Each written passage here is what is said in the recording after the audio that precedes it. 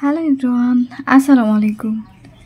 যে যেখান থেকে ভিডিওটি দেখছেন আশা করি সকলে খুবই ভালো আছেন। আল্লাহর রহমতে আমিও মোটামুটি ভালোই আছি।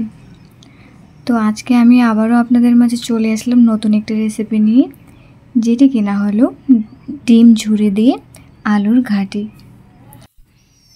তো দেখতেই পাচ্ছেন আমি কিভাবে আলুটা কেটে নিয়েছি। চিকনা করে হালকা মোটা করে রেখেছি। তো এইভাবে আমি আলুটা কেটে নিয়েছি যেন আলুটা তাড়াতাড়ি ঘাঁটি করার সময় ভেঙে যায়। আর এখানে আমি 4টা পেঁয়াজ কেটে নিয়েছিলাম আর 2টো রসুন কেটে নিয়েছিলাম। আর এই মরিচগুলো অল্প পরিমাণে জিরে এড করে লবণ দিয়ে পিষে নেব। ডাল, ছোটো এলাচ 2টো ব্যবহার করেছি। এখন এখানে আমি পরিমাণ মতো তেল ব্যবহার করলাম। পেঁয়াজটা খুব সুন্দর মতো করে লালচে করে ভেজে নেব।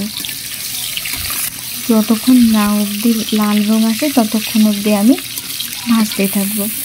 তো এই যে আমার হালকাভাবে হয়ে আসতেছে, এর মধ্যে আমি রসুনের কুচি পাতা ব্যবহার করলাম। এটি কিন্তু খুব সুন্দর একটা ফ্লেভার দেয় আলুর ঘাঁটিতে।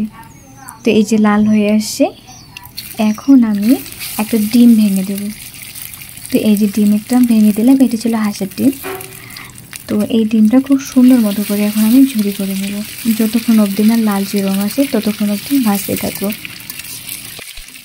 ডিম ঝুরি করে আলুর ঘাঁটি করার সময় করতে হয় কি, এই ডিমটা খুব সুন্দর মতো করে কিন্তু ঝুরি করে নিতে হয়, যার জন্য অনবরত খুন্তি দিয়ে নাড়তেই থাকতে হয়। নাহলে হয় কি, ডিমটা মানে ঝুরি ঝুরি হয় না, বড় বড় সাইজের থেকে থাকে, তখন কিন্তু আলুর ঘাঁটিটা এত বেশি ভালো লাগে না। এই কারণে এটি আমি বারবার করে নাড়িয়ে নিচ্ছিলাম। তো এরই সাথে এখন আমি সেই মরিচ পেস্ট, মশলা পেস্টগুলো দিয়েই নিলাম। তাহলে হবে কি, ঝুরিটা সহ খুব সুন্দর একটা কালার আসবে, গ্রেভি টাইপের লাগবে। তো এই যে দেখতে পাচ্ছেন আমি দিয়ে দিয়েছি সব কিছু। এখন এই পানিটা শুকা অবধি আমি এটাকে তাপাতে থাকবো। এইখানকার পানিটা শুকিয়ে আসলেই আমি এর মধ্যে আরেকটা ডিম ভেঙে দেব।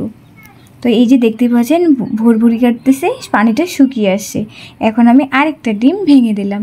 এই আরেকটা ডিম এই সময় ভেঙে দেওয়ার কারণ হলো, একটা ডিম ঝুরির মতো থাকবে আর আরেকটা ডিম সুন্দর মতো একটা গ্রেভি দেবে। এই যে যেটা দেখতেই পাচ্ছেন কত সুন্দর আসছে।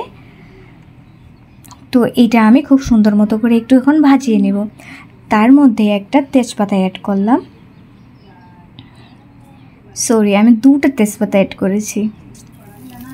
তো এই সব কিছু মিলিয়ে এখন ভেজে নিয়েছি খুব সুন্দর মতো করে, দেখতেই পাচ্ছেন।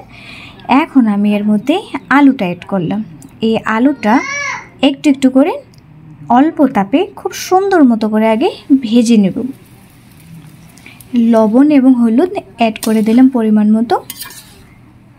এখন আবারও ভাজতে থাকবো যেন হলুদ এবং লবণটা সমস্ত আলুগুলোতে সুন্দর মতো করে লেগে যায়। হালকা ভেজে নিয়েছি। এখন আমি এর মধ্যে পরিমাণ মতো পানি অ্যাড করব যেন আলুটা সেদ্ধ হয়। এই সেদ্ধ করার মতো পরিমাণ মতো একটা পানি দিয়ে নিলাম। আলুটা যখন সেদ্ধ হয়ে আসবে ঠিক তখনই আমি আবারও একটু ভেজে নেব। তো হালকা আঁচে আমি সুন্দর মতো করে ভেজে নিচ্ছি। এখানে আমি আরও 2বার পানি অ্যাড করব এবং ভেজে নেব, তাহলে হবে কি রান্নাটা বেশ ভালো লাগবে। তো আমি যে পানি দিয়েছি এবং আবারও ভেজে নেব। তো এই পানিটা শুকিয়ে আসলে আমি তরকারির ঝোল যতটুকু রাখবো ঠিক সেই অনুপাতে পানিটা অ্যাড করব।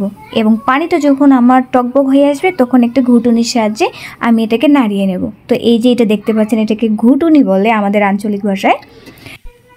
তো এটা দিয়ে 2 হাত দিয়ে ভালো করে একটু করে ঘোরালেই কিন্তু সমস্ত আলুগুলো ভেঙে যায়। আপনাদের একটা কথা শেয়ার করি, সেটা হচ্ছে কি, কালকেই বলেছিলাম আমার বড় বোনের ছেলে এসেছে, তাই না? তো অনেক দিন পরে যেহেতু আসে, ভালো মন্দ তো কিছু করে খাওয়ানো অবশ্যই দরকার। কিন্তু আমার শরীরটা ভালো লাগতেছিল না, যার কারণে ওকে আমি বললাম যে আজকে আমি তোমাকে খাসির মগজ দিয়ে আলু রান্না করে খাওয়াবো। তো বলছে আচ্ছা ঠিক আছে দাও, খাই তো আমি তো ভালোবাসি। পরে আমি কিন্তু এখন খাসির মগজ কই পাবো, পরে আমি টেকনিক করে 2টো ডিম ভেঙে দিয়ে এই মগজ সিস্টেমে রান্না করলাম। প্লেট বেড়ে রেখেছি ওর জন্য। ও এখন খেলেই বুঝবো যে ওর রিয়েকশানটা কি, আসলেই কি টের পেয়েছে নাকি পায়নি যে এটা আসলেও খাসির মগজ টগজ না, আসলে ডিম। আয়সা যে খাচ্ছ যে কেমন লাগতেছে? মোমোসটা তো খুব টেস্ট হয়েছে ছোটো মনু। আমি যদি আবার আসি আমাকে কিন্তু এইভাবে আরও খাওয়াইতে হবে। আচ্ছা বাবা, থ্যাংক ইউ। তো আমার কিন্তু হাসি পাচ্ছিল। তো আমার মধ্যে কেউ যদি ইজ্জত সংকটে পড়েন তাহলে কিন্তু আপনারাও এই টেকনিকটা কাজে লাগাতে পারেন। তো আজকে আর নয়, আবারও আমাদের দেখা হবে নতুন কোনো রেসিপি নিয়ে। আল্লাহ হাফিজ।